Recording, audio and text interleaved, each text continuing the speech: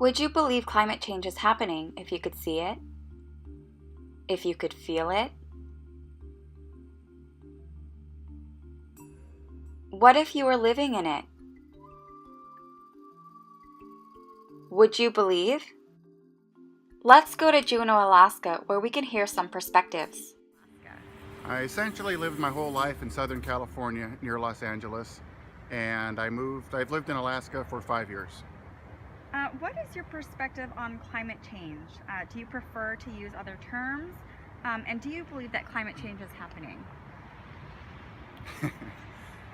Wow. First of all, I get a visceral reaction when you say climate change. There are innumerable variables that cannot be accounted for by any climate models, as has been demonstrated, because the original climate models have already proven to be false. So none of this is new. Do you think that there's anything to be concerned about in terms of health? I am not concerned. No, humans do better when it's warmer. This is good for everybody. Agricultural output increases. Humans do better. So I reject this entire theory. Do people really do better? Studies show that certain populations experience increased suffrage, injury, and death.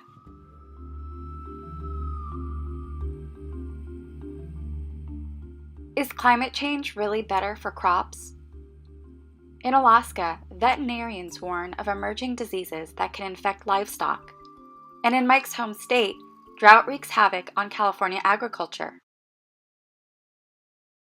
What is it that makes some people reject climate change? First, let's hear other perspectives.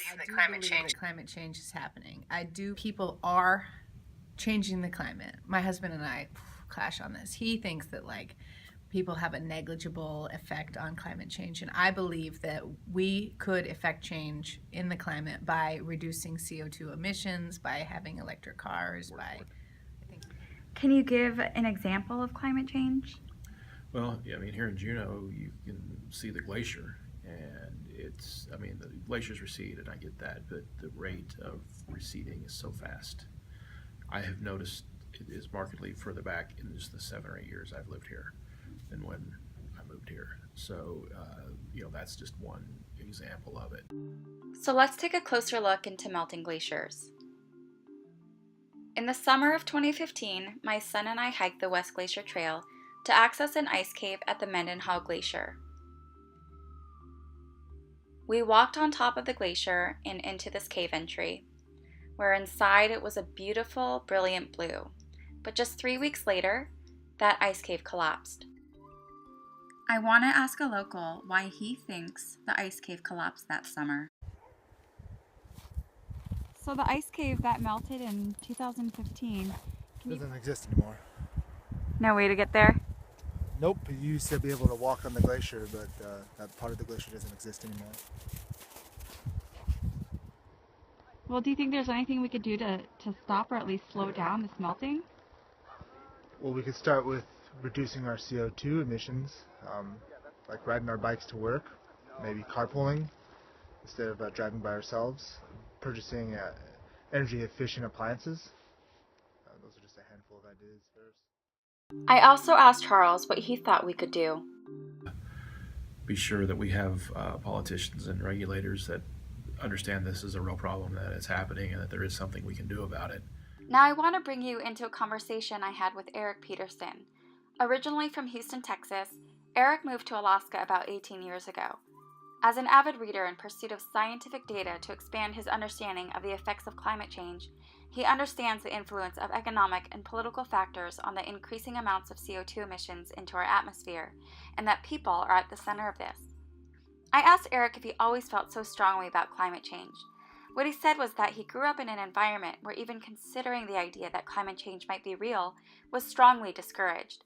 It was his curiosity and penchant for challenging these beliefs that led him to break through into considering that climate change was something real. While he believes legislation, like imposing emission caps, is a great idea, he says these processes can be slow. Eric makes personal efforts to reduce his CO2 emissions, like purchasing meat from a local farm in Washington and eating other locally sourced foods. Eric is an example of someone who can chip away at skepticism by considering other possibilities, other explanations, and he shows that taking ownership can evolve into personal responsibility and mitigation efforts. What is your biggest concern about climate change? My kids and the future, and like having a planet that is habitable for my children and my grandchildren.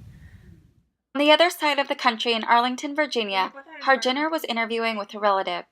They talked about cars and emissions and its impact on flowers and trees. Harjinder suggested that people should walk to work, but her relative said that this type of transportation isn't feasible when jobs are far and there are houses to pay for. Harjinder and her relative then talked about their children, and that the air needs to be clean in order for them to have healthy lives. Only after considering the effects of climate change on children did her relative agree that there should be less cars. The common thread here seems to be that mitigation efforts depends on the willingness to consider that climate change is real and then taking action against it. It seems we are motivated to improve when we can acknowledge that not everything is perfect, that a damaged environment doesn't make for the most suitable conditions for people, our children, or agriculture. What some of us can agree on is that we hope and strive for a better future for everyone.